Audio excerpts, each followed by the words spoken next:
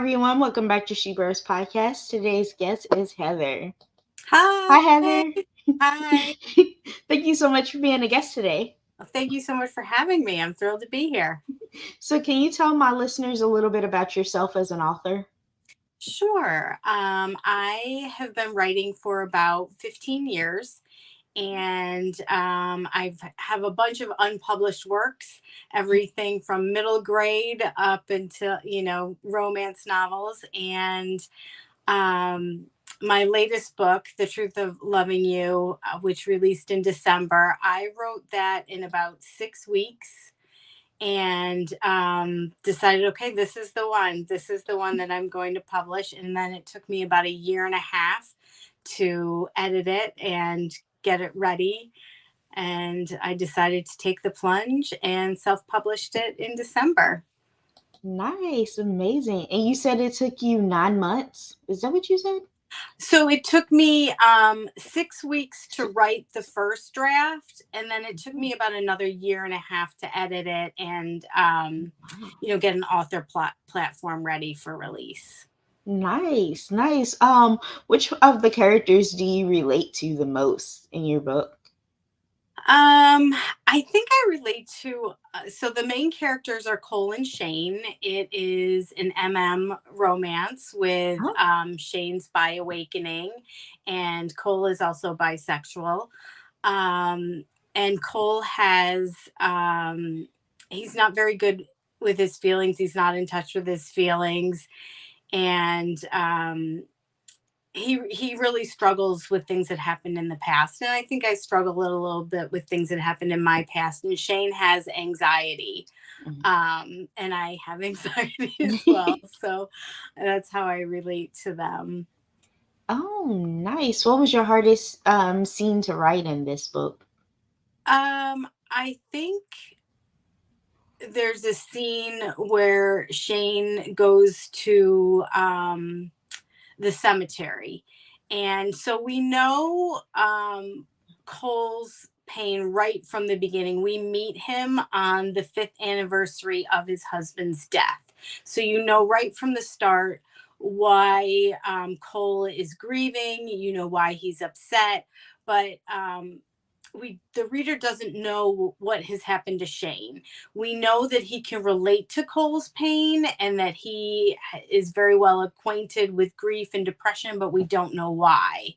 And he goes to visit the cemetery, and we find out why. And that was a tough scene to write for me. Oh, that's gonna make me sad. Oh It man. is very angsty. Oh, you're the second author I've had on my podcast to write male romance. And what inspired you to go towards that direction? Um, so the first male romance I read, I actually read by accident. My friend had recommended a title to me, so I just went to Amazon, click, click, click, bought it. And I have to say that it took me far too long to realize that it wasn't a straight romance. I went back and I checked the title to make sure I had the title right. And I think that it speaks to um like worldview and representation, that it didn't cross my mind that it wasn't a straight romance until the two guys were in an office. One strips the other one down to spank him, and I'm like, okay, I don't understand how this is possibly coming back to a straight romance, because I just dove in. I didn't read the blurb or anything, um but I really enjoyed it. But I think that when you get used to reading something like in romance, I the first thing I thought of was a straight romance. And I think that gets to be a little bit dangerous when your worldview is so limited that you can't imagine anything else. Mhm. And then I just started reading more and more, and I loved it. And I think that having diversity and representation in books is so important that it started my journey. And I read it was a YA by Awakening. high school boys who book that at that point I'd probably read like 50 books, but this one spoke to me. But instead of the happy ending that the author provided, I was like, huh, what if in like 20 years one of the characters was dead and the other one is trying to find love? And what would that look like? What kind of person would he need to love again? And that's what inspired my book, The Truth of Loving You. And like Oh, it poured out of me. I've never had that experience before. wow, that's amazing. So, did you have to do a lot of research for this book? It being male on male, did you have to do a lot of research? Research? I did do some research, but like I've been reading the genre for a few years and have read a couple hundred books, and I have my ride or die, Tim Ramsey. Hi, Tim. He is a writer, my cousin. He's a gay man, so he also helped me on my journey, and he's a sensitivity reader for me, so would tell me like if things didn't seem right, or would give me ideas, things like That's amazing. You're gonna have me picking up your book now because I I like the mellow male romance novels as well. So yeah, I've read a few too, and they're very interesting. It's I like it. I like it a lot. I like it too. I just think it's just a different. One thing that I'm trying to do is there's definitely angst in my books, all of them, but what I'm trying to do is not make the angst around their sexuality to make it other parts of their life. So in this particular book, it's about their past, and trauma. And actually, my upcoming book, it's the same.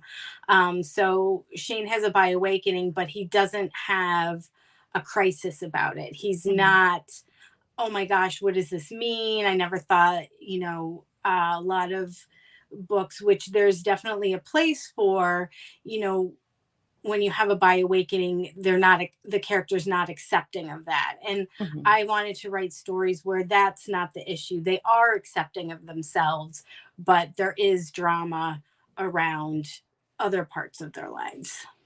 That's amazing. So I wanted to talk about your upcoming book. I want to Okay. get to that one real quick. And you said it comes out in April, correct? It's actually May 1st. May. It was going to be April 30th, and I pushed it back a day. So it's May Oh. 1st. And it's called The Truth of Our Past. And that is about Alec and Vaughn. So it's going to be a trilogy. So the first, it's a tattoo shop. So Cole is the owner, and he's the main character in the first book. And then his best friend Alec is the manager, and he is the main character in the second book. So you get to meet Alec in book one, and he is very flirty, charming, provides a little bit of comic relief in the first book. One of the quotes in the first book that is highlighted in my book by a couple readers is Alex says to Cole, "Why are you stalking the yummy baby bye?" So that's the type of person that Alec is. And he is not into relationships. He is very happy with his life, very happy with casual sex. He has great friends. And then in walks Vaughn, who is from Sweden, and he is left Sweden to escape grief and public scrutiny and social media scrutiny, but we don't know why until later in the book. So it's instant lust, and then they just it's a you know how these romance goes. It's instant lust, but nothing happens until Alec decides, well, maybe they're better off as friends, and then things happen. So Ooh. Ooh, I like this. But without giving it away, what was your hardest scene to write in this book? I don't want you to give away the book though. Like, would okay, they give away the book? I'm trying to think of the scene in this book. Um, well, this book was different because I didn't plan a the third act breakup, which is, pretty standard. And Mhm. now a lot of books are going without the third act breakup. So I'm like, okay, this is the perfect opportunity where they can have a separation because Vaughn is not from the United States, and that can happen instead of the third act breakup. And what I had planned, I'd outlined everything, and Alec is not good at relationships. So I had planned all along that he's going to have these stumbling blocks. Like he's not going to handle the relationship well. But the problem I ran into is that Alec is a great friend. So we get in these situations. I'm like, that's not how Alec would act, because as a person, he's extremely loyal. He's who you want in your corner. He's going to be there for you. So he's not going to act out. So I'm like, I don't know. So I'm not sure how this goes. Like, it's not going how I plan. And then we get to a scene, and I'm like, oh, this pushes all of Alec's hurt buttons. And he went off the rails. And there was a third act breakup. And that was hard for me to write because it wasn't planned. And Alec is blindsided in the book, and his reaction, even though I knew Alec, blindsided me. So that was hard for me to write because it was so out of the blue for Alec, for Vaughn, for me. And then he went so far off the rails. I'm like, how am I getting this back around to a happy ending? Like he really blew it. Like, you can't just say you're sorry. You know what I mean? Like, that my theory on books is that the grovel has to be at minimum on par with whatever the breakup was, whatever the issue. So your grovel has to be on par or higher for it to be a satisfying happy ending. You can't just have this terrible situation and the person goes, I'm sorry, and then the other character is like, okay, great, it's happy. Like, no, you really have to like show that they are in it and that they know what they did and they're trying to make up for it. And that was really rough because I'm like, I don't know, I'm doing this. What I like about your books is that it's not just about the sex. Like, you detail their lives. Like, Yeah. they have lives, they have relationships, they have, because when, like, you see it on TV, it's just like all sexualized with Mellow Mel, instead of like showing their history, showing their relationship, showing how they are and who they are as a person. Like, that's what I like about your books. Yes, thank you. And I've tried hard to. They're definitely spicy. It's definitely open door. So one of my friends is like, well, I just had to like skim through some parts of the book. I'm like, okay. But she loved the storyline. So I really tried to make I start with characters and build who the characters are, what their problems are, what they need from a partner, and then build the book that way. And then for me, the spice and the sex in the book helps with the intimacy and creates a next level for the characters. So it is very spicy. It is open door if you're not used to it. I have a lot of friends who've never picked up a book before. And I'm like, I'm not sure this is the one to pick up because this is jumping into the ocean before you've like learned to swim. But one of the greatest compliments I got was a reader told me that my book was the first book that she picked up and that she loved it. And I was like, oh, that touched my heart. So if you read romance, it's not that big of a leap. But if you don't read, like, my friends aren't romance readers. So I'm like, ooh, this is a big leap for you guys. So, do you have them on? Will you have them on audiobook soon? Please say yes. Please say yes. That is my goal, but I just published in December. So I published December 26th. So I just got paid like for the first 6 days. So, it's going to be a trilogy. So when the third book comes out, which will be in the fall, then I think I'm going to do audiobooks once the trilogy's out. That's my plan right now, because I do love audiobooks. Me too. But I am a little bit of a narrator snob. I have had my favorite books ruined by a narrator that I didn't think embodied the character. So, Yeah. I really want to make sure that I do it right when I do it. So I wanted to ask you about your third book. Like, there's no name for it right now or anything? The Like, name for it will be The Truth of Our Secrets. oh, And I actually flip-flopped the names on the second and third book, because when I started outlining the third book, I was like, oh, they knew each other in the past, but the problem isn't really the past. The problems are the secrets they're keeping from each other. So I flip-flopped the names of the second and third book. oh, okay. Okay, that's not bad. So can you talk a little bit about that one, or do you want to keep it a secret? If you No, don't. I'll talk about it. I'm still in the process of outlining it, but what's interesting is that the second and third book will have some overlapping timelines. Oh. So Alec and Cole hire a new tattoo artist named Emmett. And Emmett has a similar backstory to Alec, where he came from not good parents, not accepting, didn't have a lot of money, went to college for a year, played college hockey, but then had to drop out because of finances. So Emmett and Alec bond, and then Alec can tell that Emmett's not in a very good financial situation and offers him help. And his best friend, Madison,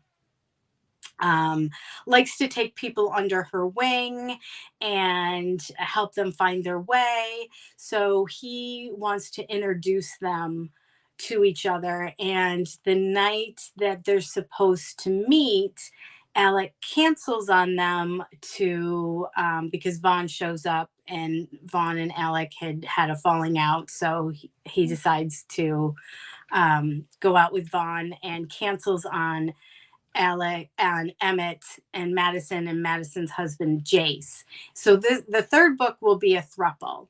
It's Emmett, Madison, and Madison's husband Jace, and they meet in the bar where they were supposed to meet Alec, who doesn't show up, but they actually knew each other in the past and don't realize that they were supposed to meet, because Alec calls Emmett M. So they don't make the connection that Alec was going to introduce them until later. Ooh, I like this. When will this be out? I'm gonna read your whole series. It sounds really good. So the second book will be out May 1st, and then the third book is not written, so that probably won't be out to the fall. I don't have a date for that yet. Okay, that's good. And where can we find your books? Where can my listeners find all of your books? So the ebooks are on Amazon, and they're in Kindle Unlimited. So if you have a Kindle Unlimited subscription, you could read it there. I actually just put The Truth of Loving You on sale. So right now the ebook is only 99 cents. So if you don't have Kindle Unlimited, you can own it for 99 cents. Or if you think you might want to read it more than once, it's good to own it for 99 cents. And then also the paperbacks are on Amazon and on Barnes and Noble. So, and the pre-order for The Truth of Our Past is just on Amazon right now. I don't have a paperback pre-order up. But I just found out, I don't know who's been holding out on me, that if you put the book on your Amazon wish list, I guess you get an email when it releases. So a lot of my readers read in Kindle Unlimited, so they don't pre-order. So you'll get an email telling you it released, and then you can go and read it. I'm like, that is a game changer, because I always forget when books are going to release, and I try to remember. Or if it's thank God Amazon tells you when you've already bought a book, because I can't tell you how many times they're like, you've already bought this. Yeah, you pre-ordered this 3 months ago. So it's really helpful. Oh, wow. I didn't know they did that either. Yeah. Man, that's amazing. So I wanted to talk about, there's another thing I wanted to talk about, but I forgot. It was on your website. Let's see. Did you have any other books you wanted to chat about while we're on here? Those are the only books that I have coming out. I did just put up, so in book 2, I had planned to have Alec and Shane's wedding in book 2. So Oh. I made it a major plot point where Vaughn really discovers who Alec is as a person, how Alec, plans the wedding and gets everything together for Shane and Cole. But my book got too long. So, and it was also written, that part was written from Vaughn's perspective. So what I did is I took the wedding scene and rewrote it from Shane and Cole's perspective. And now if you subscribe to my newsletter, you can read Shane and Cole's wedding there.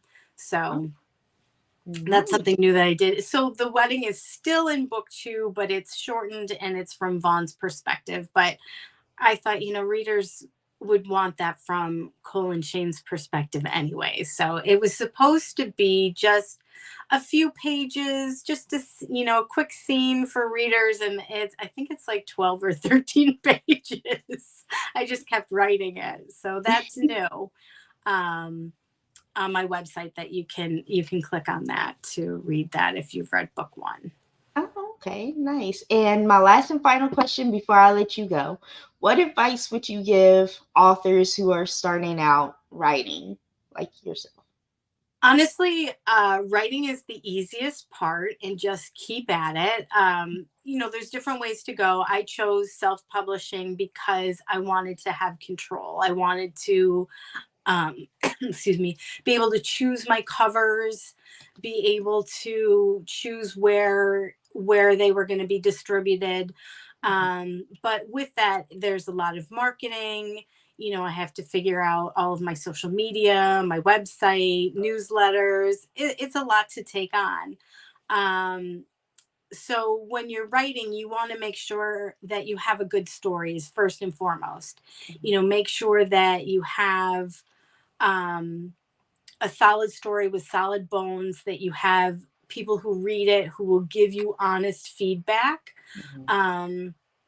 I'm also a freelance editor, so I know how to look at my book once I've put the first draft together and say, that didn't quite go the way I thought it was going to go, and rework it. But a lot of writers don't have that background, so they're not able to do that.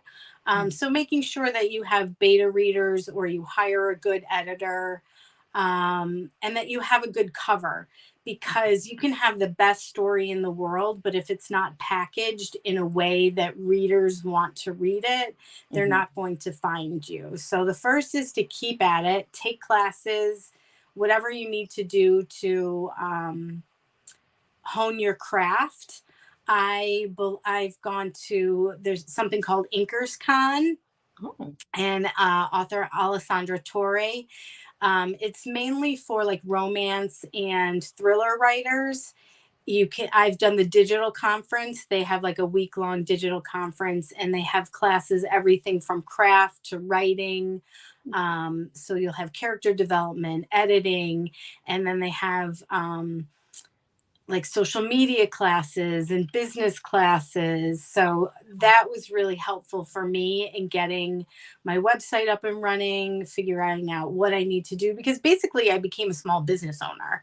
You think you're just a writer and you're just going to write, but if you're going to self-publish, you have to wear so many other hats. So you're a business owner, that everything that happens is up to you, and until you make any money to hire someone, you have to do it yourself. Oh yeah. That's my goal, is to be a full-time writer. um, Yes. so that is my ultimate goal, and I encourage people to just keep at it. Like I said, I've been writing for 15 years. I have 5 fully written novels that will probably never see the light of day because they just either aren't something I'm interested in publishing, or the market has moved on since I've written it, and I just don't want to have to re-edit it, which would, to get it up to the current market. So your first book that you write might not be the one that you publish, but that's okay. Keep going. That's great advice. Really, really great advice, Heather. I want to thank you so much for being a guest today, and see you next time. Thank you. I appreciate it. It was great meeting you. You too. Bye-bye. Hey everyone, thank you all so much for listening to She Blurs podcast and my interview with Heather. If you would like to go on her website to purchase her books, here's her website. It is Heather Leighson. Leighson. I think I'm pronouncing her name wrong, but heatherleasonwrites.com. And I'll just spell it for you so I'm not getting her name wrong. So it's Heather, HeaTher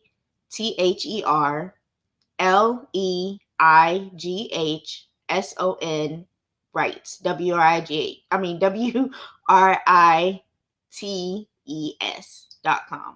So I was spelling my last name instead of Wrights. But anyway, Heather, that's her website, and you can go on here and purchase from the Amazon link, Goodreads, and go down here for her other books. So thank you all so much for listening. See you next time for the next interview, and bye.